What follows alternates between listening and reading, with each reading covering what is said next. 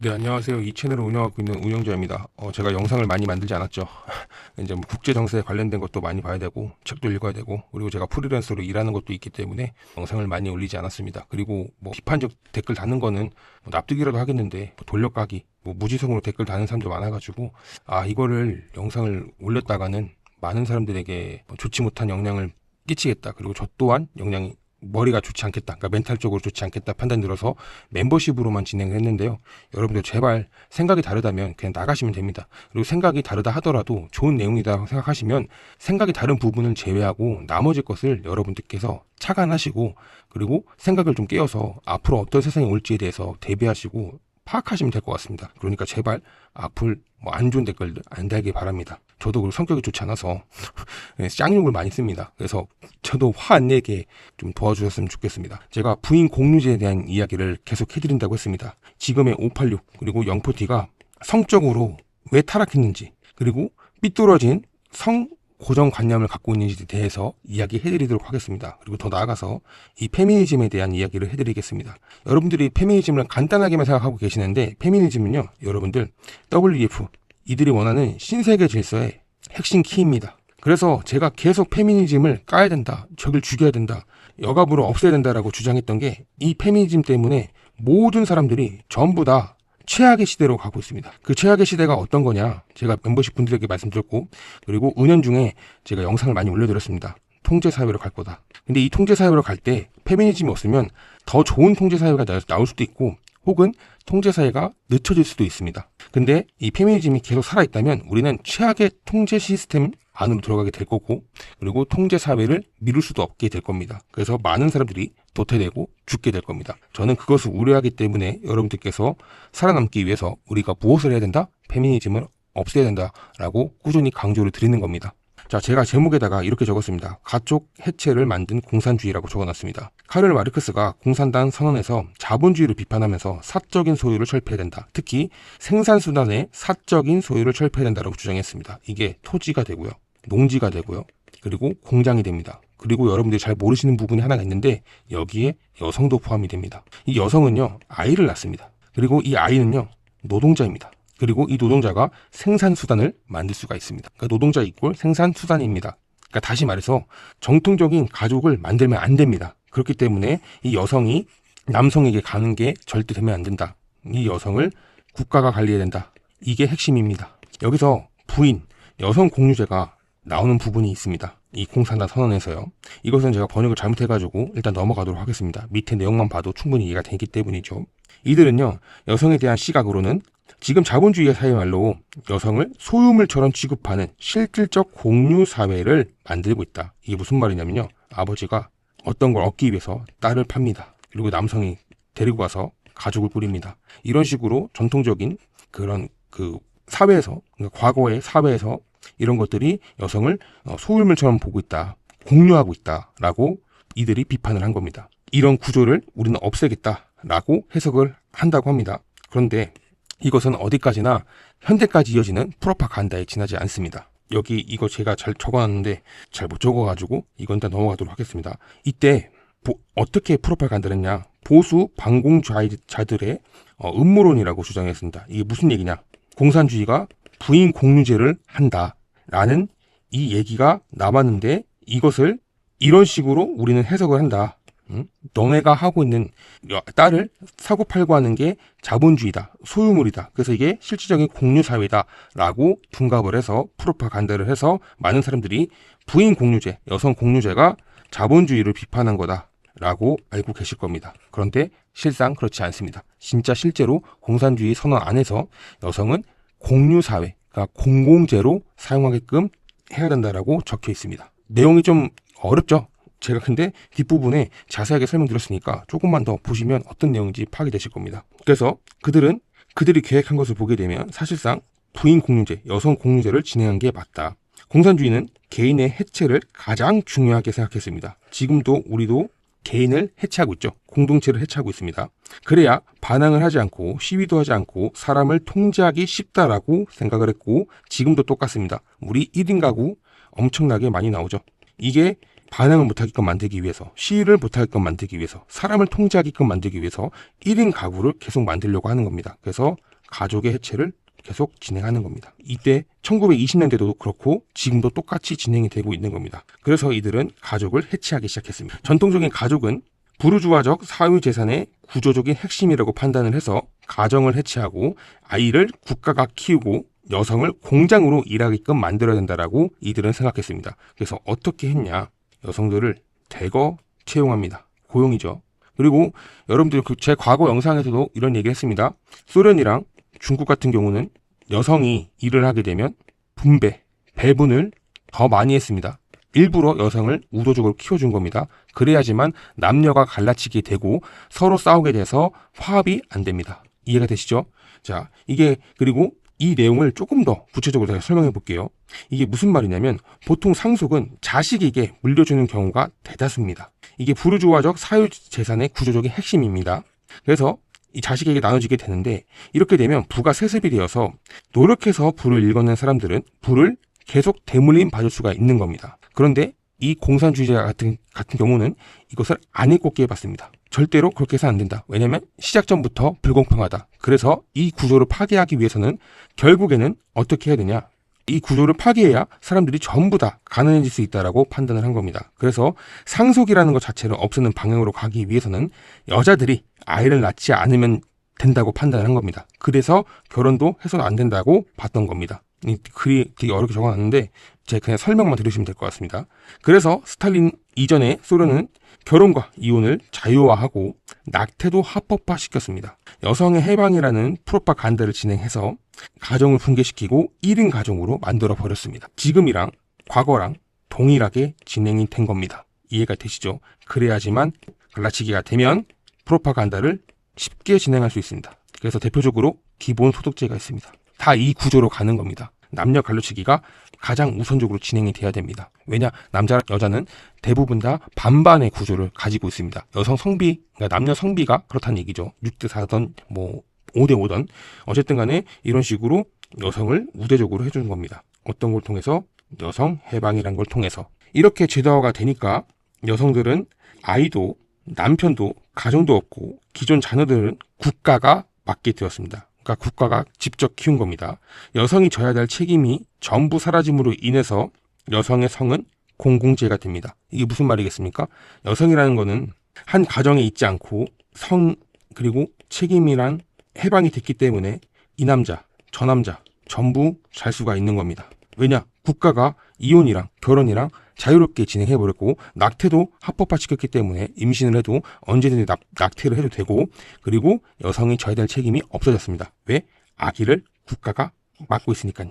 그래서 여성이 이때 엄청나게 문란해집니다. 말 그대로 문란한 관계를 가져도 되고 여성을 돌봐주는 건 국가이기 때문에 여성의 힘이 더 셀 수밖에 없습니다. 그러니까 이때 국가가 여성에 대해서 어떻게 했냐? 노동자 이걸로 취급했기 때문에 국가의 부속품으로 봤습니다. 그래서 국가 소속으로 되어 있으니까 여성을 좀 더 우대해 준 겁니다. 그래서 이러한 잔재들이 러시아랑 중국에 그대로 남아 있습니다. 이제 공산국가들 가게 되면요. 여성의 힘이 더 셉니다. 그리고 실제로 러시아 같은 경우는 여성이 서류만 들고 남편과 동의 없이 이혼하고 싶다고 하게 되면 이혼 그냥 됩니다. 그 정도로 여성의 힘이 셉니다. 여기서 여성과 관계를 하지 못한, 그러니까 관계를 한 번도 가지지 못한 남성들은 여성과 잠자리를 하기 위해서 국가의 충성을 다하게 되면 성에 대한 만족도가 국가가 여성을 소개해 줍니다. 이것을 보상을 받았다고 이야기할 수 있는 겁니다. 이게 바로 부인 공유제, 여성 공유제입니다. 국가가 여성을 직접 배분해 준 겁니다. 너 일 잘했으니까 이 여자랑 같이 살아. 그리고 공장 안에서도 이제 공장장이 있을 거 아니에요? 거기 주관하고 뭐 이제 그 관리하는 애가 엮어주는 겁니다. 여성, 남성, 너네 둘 같이 살아. 이런 식으로.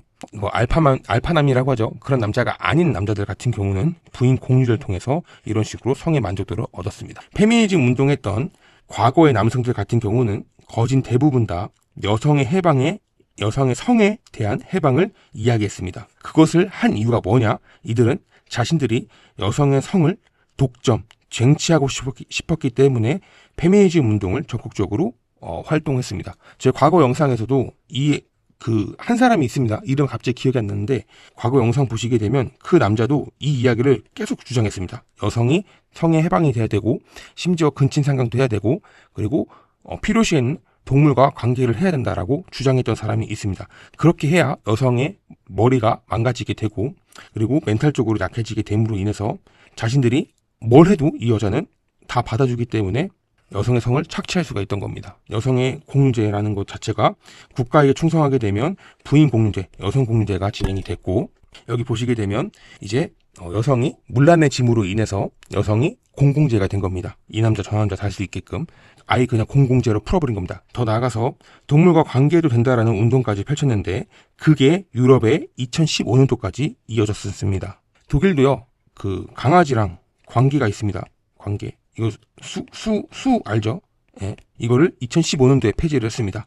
다른 나라 유럽 같은 경우는 이거 합법인데도 있습니다. 엄청 심각한 겁니다. 그리고 우리나라도 문재인 시절 때 페미니즘과 반려견의 안전한 성생활이라는 책이 갑자기 퍼지기 시작했습니다. 그러니까 동물이랑 관계를 맺어라. 이 책이 퍼졌습니다.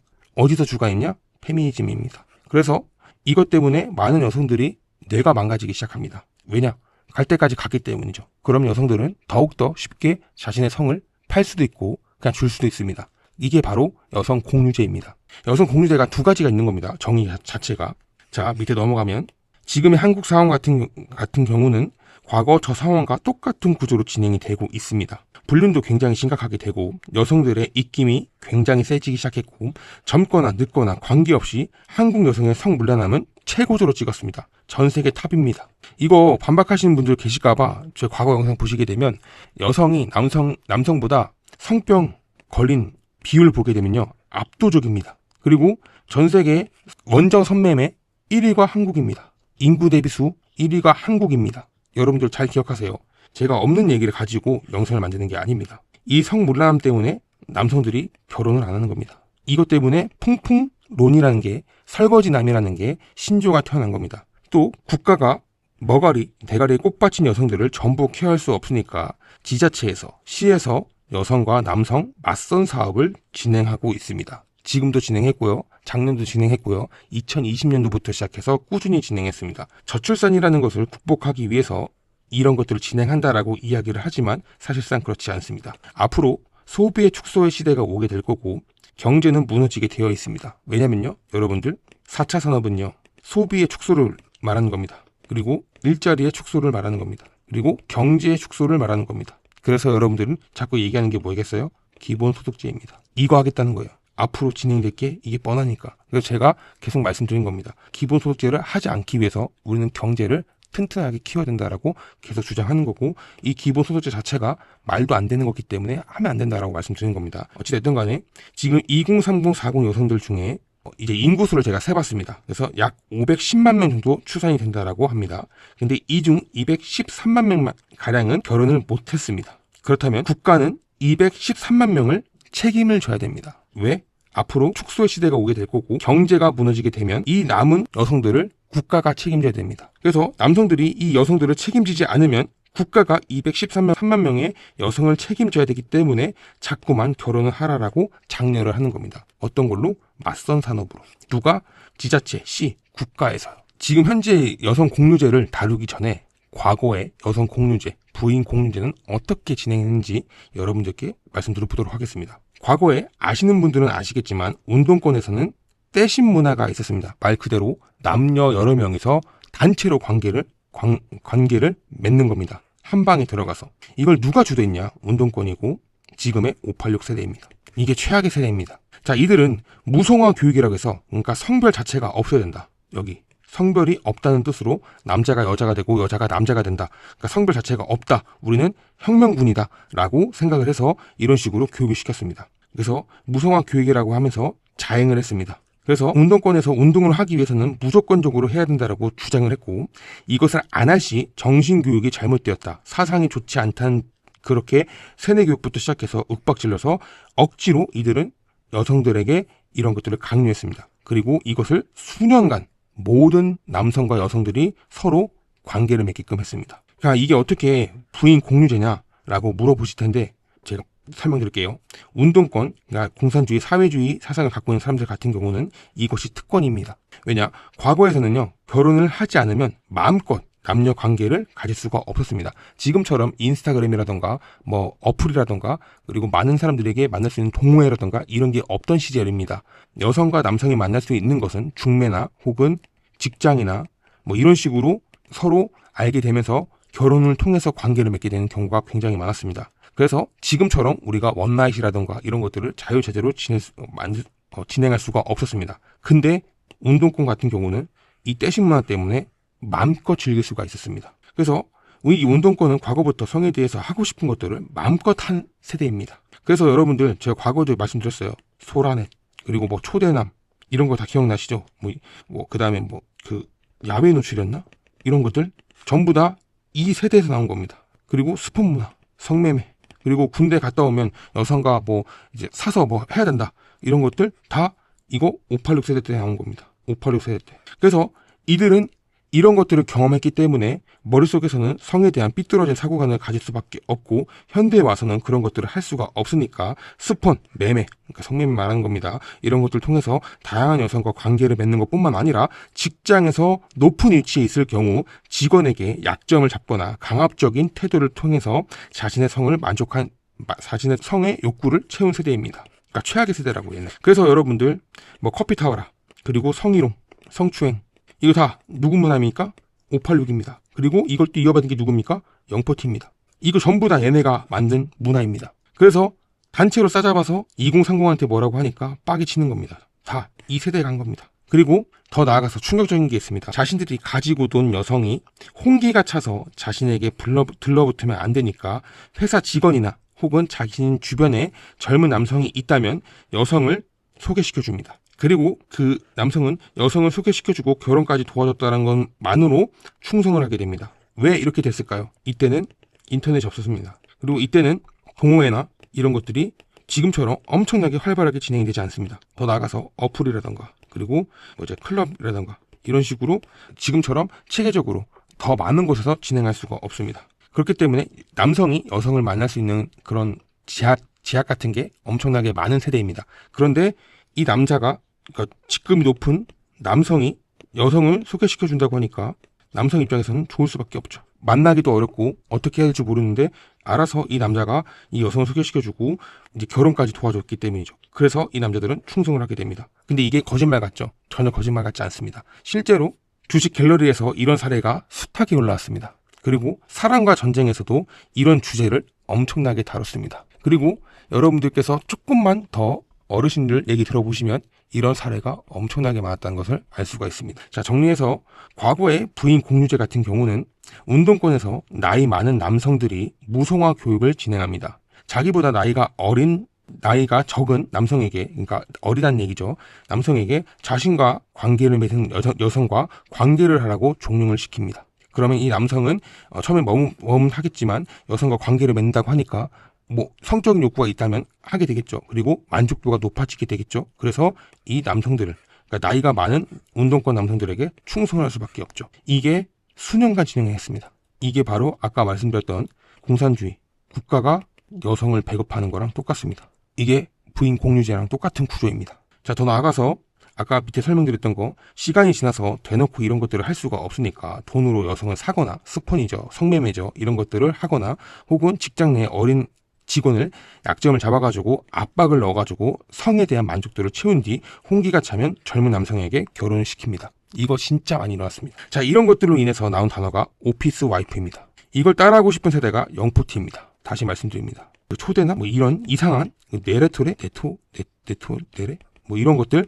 전부 다 이 세대에 나온 겁니다. 이 네토레가 자신의 여성이, 그러니까 자신의 이성이 다른 이성과 관계를 맺을 때 흥분하는 그런 정신적인 이상한 그런 겁니다. 근데 이게 왜 나왔겠습니까? 많은 운동권 남성들이 자신들이 좋아하는 여성들이 다른 남성과 관계를 맺었을 때 거기서 오는 희열감, 흥분감 이런 것을 통해서 이 사고가 망가지게 된 겁니다. 이해가 되시죠? 이때 다 망가진 겁니다. 자, 그래서 제가 계속 말씀드린 거예요. 사람 새끼가 아니라고 말씀드린 겁니다. 영포티랑 586 세대들 같은 경우는요. 다시 본론 들어가서 그럼 국가가 남성과 여성 이 소개팅이 어떻게 공산주의 그 부인 배급제랑 똑같은지 부인 공유제랑 똑같은지 이야기해 보도록 하겠습니다. 자, 이 사업이 공산주의에 나왔던 거랑 똑같이 진행이 되고 있는 겁니다. 저출산으로 출산을 많이 해야 국방이 튼튼해진다. 그러면 여성은 노동력, 이때 공산주의라고 보는 겁니다. 노동자입니다. 노동자. 그리고 자녀는 국가 자산으로 분류되는 겁니다. 국가 자산. 이해가 되시죠? 이때도 여성은 노동자였고 자녀는 국가 자산이었습니다. 그러니까 무슨 얘기냐면 공산주의도 아기를 낳으면 국가가 데리고 키웠죠. 그러면 국가가 데리고 키우면 자녀가 국가 자산이 되는 겁니다. 그러면 여성은 어떤 겁니까? 노동자입니다. 한마디로 여성은 국가의 생식 자원이라고 볼 수가 있습니다. 국가가 직접 나서서 배우자 분배, 출산 유도, 사회주의에서 진행했던 생식, 그러니까 번식 통제와 똑같은 것을 볼 수가 있습니다. 지금 공산주의랑 다를 게 하나도 없다고요. 여러분들. 실제 루마니아에서 이렇게 진행을 했습니다. 그러니까 국가가 여자는 노동력이다. 노동자다. 노동력이고 자녀는 국가 자산이다. 그래서 여성들에게 한 사람당 4명씩 낳게 했습니다. 이해가 되시죠? 지금 우리가 저출산이라고 해가지고 여자들에게 자꾸 출산을 하라고 압박을 넣죠. 이 공산주의에서 일어났던 것들과 지금과 다를 게 하나도 없습니다. 이게 가능했던 구조가 뭐냐? 페미니즘 때문입니다. 페미가 없었다면 우리는 전통 사회를 그대로 유지할 수가 있었습니다. 우리는 굳이 이렇게까지 공산주의 사상을 가져올 필요도 없고 이 공산주의 사상이 뒤에 오는 국가 통제에 대해서 우리는 맞을 필요가 없었습니다. 근데 우리는 페미니즘을 받아들임으로 인해서 국가 통제가 진행이 되고 있는 겁니다. 자, 그래서 페미가 우리는 애 낳는 기계가 아니다라고 외친 겁니다. 근데 제가 봤을 때는 자기들 머릿속에 나온 게 아니라 누군가가 설계를 한 것으로 보입니다. 그러니까 프로파간다를 진행을 한 걸로 전 보입니다. 좀 더 심화해서 제가 다시 한번 설명드릴게요. 2020년대부터 중반에서 한국을 비롯한 여러 나라에서 정부 주도로 소개팅 프로그램이 속속 등장했습니다. 그러니까 지자체. 여기서 엄청나게 많은 산업들을 진행했습니다. 우리 한국도 마찬가지입니다. 일본 여자랑 결혼하는 것도 진행을 했고요. 그리고 서울시에서도 매칭 엄청나게 많이 했고 중국에서도 이런 것들을 진행했습니다. 심지어 연애 방송 프로그램까지도 방영됐습니다. 나는 솔로부터 시작해서 그다음에 환생연애 그런 것부터 시작해서 엄청나게 많은 연애 프로그램이 방영이 되고 있습니다. 지자체 단위로 세금을 써가면서 연애, 결혼, 출산까지 유도하는 시스템을 계속 지금 만들고 있는 겁니다. 자, 전통사회에서는요, 개인의 선택으로 가족과 문화를 교류하면서 사랑으로 가족을 만들고 출산을 했습니다. 그렇다면 지금 현대는 어떻습니까? 국가 주선으로 진행이 되며 정책적 유도, 보조금과 지원금을 통해서 출산을 합니다. 여기에는 사랑이 없습니다. 그리고 가족과 문화를 제대로 교류하지 않습니다. 많이 알아가지 않는다는 얘기하는 겁니다. 이것은 과거 공산주의 시스템과 굉장히 유사합니다. 소련 초기 때 1920년대, 1930년대 여성이 대량 노동화되면서 그리고 낙태가 합법화되면서 가정이 파탄나고 출산을 하지 않자 국방력이 떨어지기 시작했습니다. 왜냐하면 일할 사람이 없기 때문이죠. 그래서 아기를 낳으면 정부가 다 키워준다라고 프로파간다를 했습니다. 국공립 유치원부터 시작해서 기숙학교 등 전부 다 국가가 모든 것들을 도맡아 했습니다. 지금 한국과 다를 게 뭐가 있습니까? 똑같죠. 공산주의 시스템으로 진행이 되고 있는 겁니다. 중국은 어떻습니까? 중국은 문화 대혁명기 때 결혼은 조국을 위한 헌신이라고 생각을 했고 연애는 태폐적이면 안 된다. 그래서 국가 승인 없이는 절대로 결혼을 할 수가 없었습니다. 출산 또한 당의 계획에 따라 실행을 했습니다. 지금 우리도 똑같이 진행이 되고 있죠. 국가가 출산을 해야 된다. 맞선 받아서 국가 주도로 해서 매칭이 돼서 결혼을 하면 얼마 주고 그리고 애를 낳으면 얼마 주겠다. 그리고 몇 명 낳아야 된다. 이런 것들이 다 설계가 되는 겁니다. 중국이랑 지금 우리나라랑 다를 게 하나도 없습니다. 자, 그렇다면 제가 왜 이렇게까지 공포스럽다. 앞으로 사회가 어떻게 심각해질 거다라고 이야기했던 게 앞으로 출산 다음에 디지털 통제가 들어올 겁니다. 이게 무슨 얘기냐면 지금 우리가 공산주의 시스템과 유사하다고 얘기했죠. 지금 대한민국은 공산주의 사회로 넘어가고 있는 시스템에 기로에 서 있습니다. 그게 이제 얼마 남지 않았습니다. 만약에 이제 공산주의 사회 시스템으로 과거처럼 회귀하게 되면요. 앞으로 있을 디지털 통제, 이건 공산주의입니다. 이 시대로 들어가게 되면 아기를 마음껏 낳을 수도 없고 아기를 마음껏 키울 수가 없습니다. 앞으로 국가는 아이에 대해서 엄청나게 통제를 할 겁니다. 왜 그럴까요? 아이의 소유권은 국가에게 귀속이 됩니다. 왜? 정부가 국가가 하는 맞선 자리에서 매칭이 될 경우 국가 주도로 진행이 된 거고 아이들에게 주는 출산, 육아 혜택 같은 경우는 국가가 돈을 준 겁니다. 그렇다면 국가가 원하는 대로 아이를 키울 수밖에 없습니다. 돈을 줬기 때문에 국가가 마음대로 할 수가 있는 겁니다. 누구의 소유물입니까? 과거에는 서로 좋아서 사랑해서 아기를 낳았다면 그 아이에 대한 소유권, 양육권은 사람들이, 그러니까 부모들이 가졌습니다.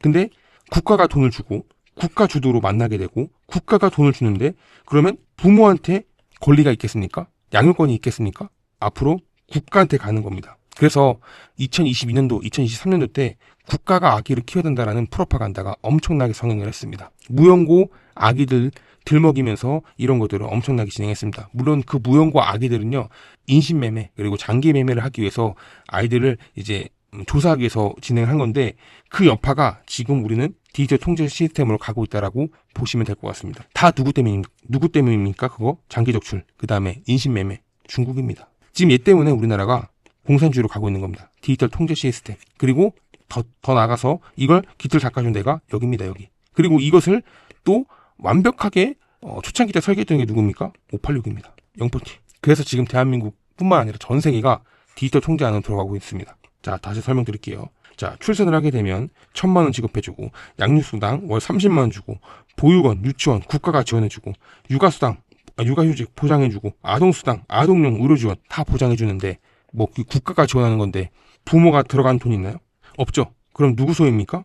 국가 소유입니다. 자, 표면적으로 좋은 복지처럼 보이겠지만 이런 것들이, 문제는 그 돈과 정책이 조건부라는 데가 있습니다. 이게 무슨 얘기냐면, 국가가 이제 아동을 키울 때, 육아할 때 만든 틀이 있습니다. 그 만든 틀 안에 무조건적으로 들어가야 됩니다. 아이를 낳으면 돈을 줄게, 대신 우리가 정한 방식으로 키워야 돼. 그게 바로 디지털 생식 통제 시스템 안으로 들어갈 거야. 이 얘기를 하는 겁니다. 생식은 말 그대로 여러분들 그냥 먹고 마시고 이런 것들에 대한 이야기를 하는 겁니다.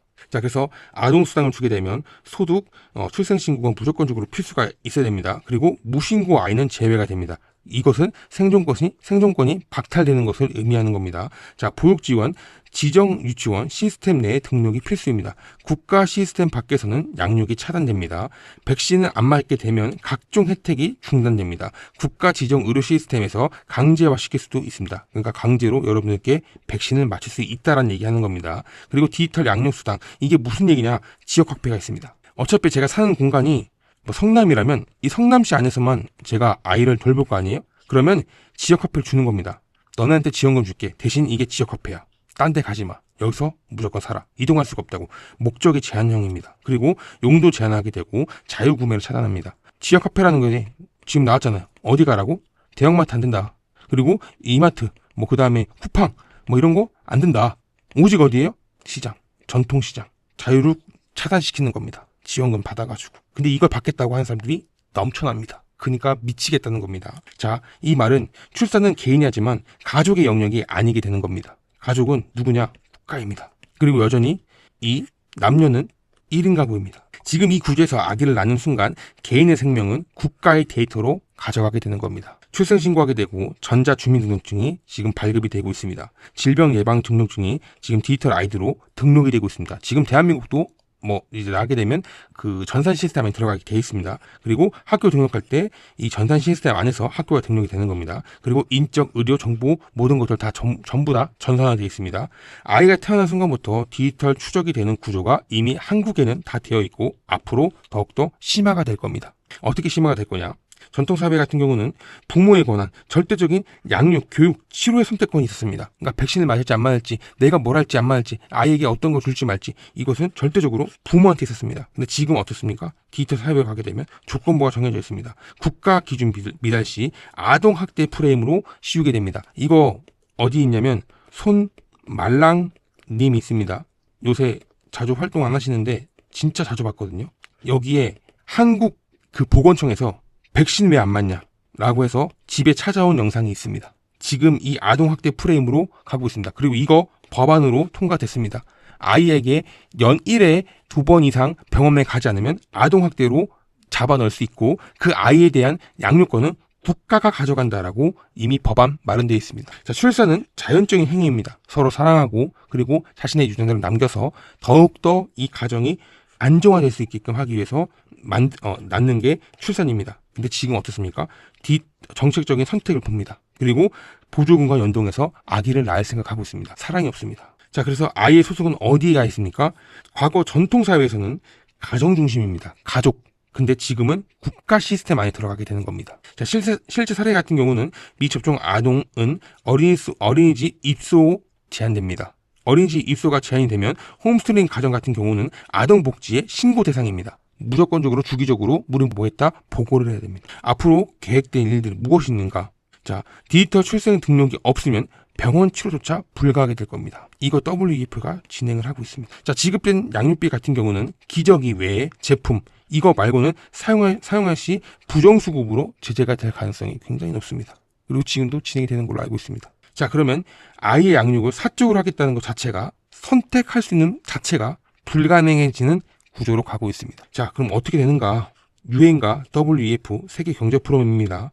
여기는요, 출산을 하게 될 경우 출산 크레딧이 줘야 된다. 그리고 AI 기반으로 부모 등급을 평가를 해야 된다. 그리고 디지털 아이디 기반으로 출산 자격 평가를 해야 된다라고 계획을 세워놨습니다. 출산 크레딧, 출산 얼마 아기 나면 얼마 줄게. 이게 뭐겠습니까? 사회 신용 점수입니다. 그리고 AI 기반으로 부모 등급을 평가합니다. 이게 뭐겠어요? 실시간 감시입니다. 자, 디지털 아이디 기반으로 출산 자격 평가. 이게 뭐겠습니까? 부모가 정신적으로 똑똑한가? 결격 사유가 없는가? 그리고 몸적으로 장애가 없는가?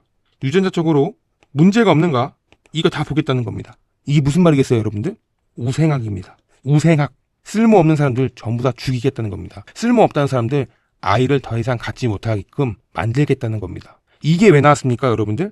페미니즘, 중국, 586, 영포티, 얘네 때문에 지금 전 세계가 디지털 통제 시스템 들어가게 되고 내가 자식도 낳을 수가 없고 자식을 낳는다 하더라도 국가가 가져갑니다. 지금 여러분들 이거 얼마 남지 않았습니다. 그리고 지금 누가 됐죠? 여러분들 최악의 사람이 됐습니다. 그 사람이 이거 하려고 합니다. 그리고 그 당이 이걸 지금 입법화시키는 게 엄청나게 많습니다.